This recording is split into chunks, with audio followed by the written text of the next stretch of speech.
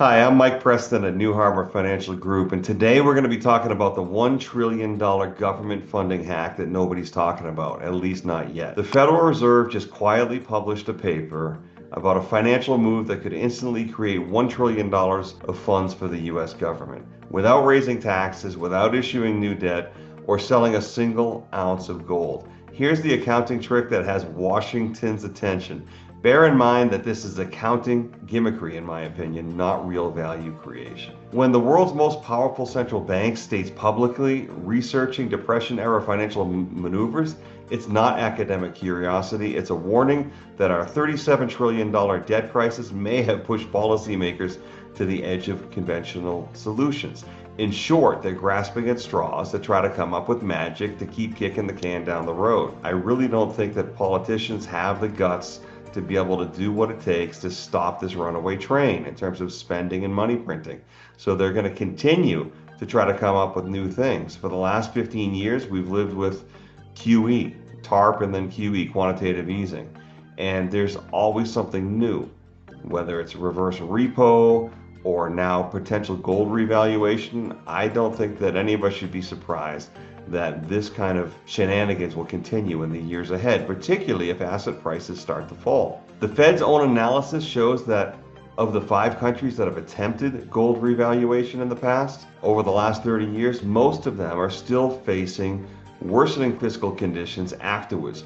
This proves that when you're in a hole, creative bookkeeping doesn't magically fix it. If getting ahead of financial policy changes like this are useful to you, consider subscribing. 8 out of 10 viewers haven't subscribed yet, so please subscribe to our channel. We appreciate it. Remember to like the video and then click the bell icon so that you get notifications when we put something out that's new. So let's talk about the debt crisis reality. Let's face it, America's finances are a mess. We're $37 trillion in debt and climbing. And we're climbing at close to $3 trillion a year before we have a recession. If we have a recession and a financial market crash, that number will go up and it will go up fast. And our policymakers have already proven that they have no restraint when it comes to doing this. Debt to GDP is over 120%. We haven't seen those levels since World War II. It's long been a rule of thumb when a country's debt to GDP gets over 100%, then basically there's no going back. Now, I'm not saying there's no going back, but I'm saying it's a pretty startling, concerning situation. Over $1 trillion a year in interest payments is what we are paying on that existing debt. And that's if interest rates don't go higher than they presently are. Politicians cannot agree on spending cuts. It's just too politically intolerable to do so, and nobody wants higher taxes. So what are we going to do? It seems like our plan is to hope that we grow out of this problem, because if we had gross domestic product explode to the upside, then perhaps we could grow out of this. But we're already in a situation where the government is engaged in huge deficit spending just to give us the GDP that we currently have. And corporations are running at profit margins of about 11%, which is historically high. Historically, profit margins have been running around 6 or 8% as a percentage of GDP. Here we are up at 11 or 12%, and we've been pinned up here for a long time, and it's only because of the massive government spending. If you take that away, that drops. So what if I told you if there's a way to free up massive government funding that's been sitting in plain sight for decades? Well, this is what we're talking about today, the gold vault secret. Deep in government vaults sits America's strategic gold reserve, 261.5 million ounces. This is more reserve than any other country, as far as we know. But here's the kicker. It's still valued on the books at $42.22 per ounce. That's the price from 1973. And that's just 2 years after we came off the gold standard, finally, for the final time back in 1971. What's the price today of gold? 3,400. So you can see if you value that asset on the books and you change it from $42 an ounce to $3,400 an ounce, that is a massive increase. This is a paper gain of about $850 billion. That's money that could theoretically be unlocked without selling a single gold bar. Now, bear in mind, we haven't really created value with this game, with this trick. It's just a trick because the value is actually there in the vaults. This is an accounting game that could very well happen. So that's $850 billion. That's nearly $1 trillion. Why does this matter right now? It's not just academic theory anymore. The Fed's August 2024 paper examined exactly how 5 countries have pulled this off. Here you can see the actual paper that was published on the Federal Reserve website, federalreserve.gov, on August 1st of 2025. It takes a look at the reserve, the gold reserve revaluations and what history has shown about this. And it shows you that the Fed is thinking about it. Central governments have drawn on revaluation proceeds to retire existing debts, often in exceptional fiscal circumstances. So, in other words, governments resort to this when they're desperate. So, this income can be used to reduce the debt and it can improve the fiscal situation temporarily. That's the key, temporarily. And for example, when Lebanon did this, their debt to GDP ratio continued to increase even after they used up this one-time trick. I wouldn't be surprised if the government does do this, but I also wouldn't be surprised if it didn't mean much in the long term. And so in this paper, they talk about a few other examples where governments have used this trick before.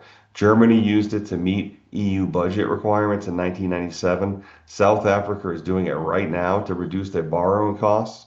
And as I just mentioned, Lebanon used it during their fiscal crisis. The key takeaway here is that it really doesn't matter. We should be concerned that the Fed is studying this because honestly, it is just another example of accounting magic in an attempt to keep the game going. So here's the brutal math. Let's be honest about what 850 million could actually do for our government, for our fiscal situation. It would drop our debt to GDP ratio from 120% down to about 116%. And that probably wouldn't even stay there for very long, but it's hardly even moves the needle. To get back to pre-2008 debt levels, gold would need to be valued at $20,000 an ounce. That would get us back to pre-financial crisis. And I know there's probably some people on the internet that predict gold will go there, and maybe it will. I can't say. I can say that gold here at 3,400 has performed exceptionally well, actually performed better than the S&P 500 going back to the year 2000, and I think that performance is likely to continue. And so when all the rules have changed, when all of our policymakers and our bankers have changed the rules to such an extent that they have in the last 20 years, I wouldn't be surprised if gold was at 10,000 an ounce or something like that. And if it were, I think that the government would be even more likely to do this trick. Truth be told, they might actually do this long before then because it's probably hard for them to resist. The key takeaway in all of this is not a magic bullet. It's a band-aid at best. That's all it is. And here's some hidden dangers. Here's what should worry you. If this is done, it's essentially printing money without creating value. It's textbook inflation risk. It signals desperation to global markets. It's a one-time trick that doesn't fix the underlying spending problem. Germany faced massive pushback when they tried it. Their own central bank called it fiscally irresponsible. So what does this mean for you and your money? There's really three takeaways here. First, policy desperation. When the Fed starts studying creative funding mechanisms, it tells you conventional options are running thin.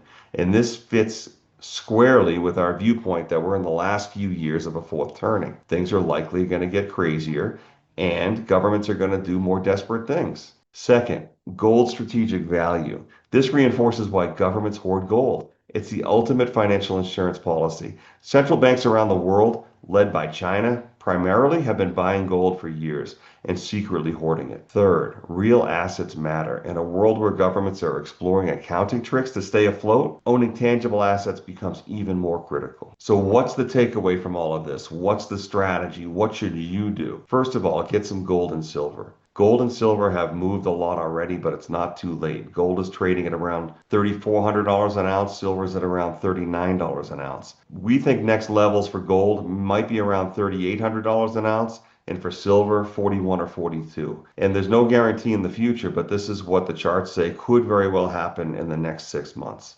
And the fundamental underpinnings we think are going to stay intact. So get some gold and silver. Everyone's situation is different, and so we can't give you specific advice without knowing you. But generally, people should have some in their investment portfolio. We'll be happy to talk with you about your individual situation, but many people should think about having 5 to 10% of investable assets in gold and silver. Happy to talk with you about how to do that, how to get it, how to hold it, and if you want to, how to store it. Secondly, just realize that this world that we're living in is based on games, financial games and shenanigans and fake money. So it's hard to know what's real a lot of times. The stock market at 6,500 on the S&P, even if it goes higher, it's real today, but if it crashes 50%, was that real or was it an illusion?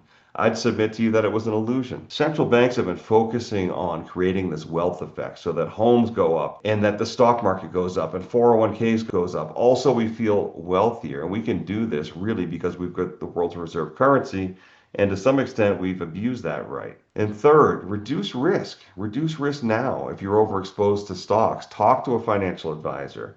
Reach out to us. Our link is down below in the bio. Reach out to us. We're happy to have a conversation with you. But if it's not us, talk to a financial advisor, hopefully one that's a little bit skeptical about where we are in the financial cycle and where we are in world history. But reduce risk. Get yourself down to 30% stocks or less in general, I think is where one would need to be able to safely ride through what I think is coming. And furthermore, to be able to take offensive action and put more money to work at lower prices, which I think are almost certainly coming. If you're wondering how policy moves like this affect you specifically, we do offer free consultations, as I mentioned, and we'll help you navigate all of this. The link, again, is in the description below, because understanding these macro trends is one thing, but knowing how to position your portfolio for what's coming next is what actually matters for your financial future. So again, please like the video, subscribe to our channel. Put your comments down below. We read every single one of them, and we really appreciate you doing it. And we appreciate you tuning in today. And we're going to continue to help you navigate what we think are going to be rocky times and a culmination of this fourth turning that we're living through in the years ahead. Thanks for tuning in. I'm Mike Preston at New Harbor Financial.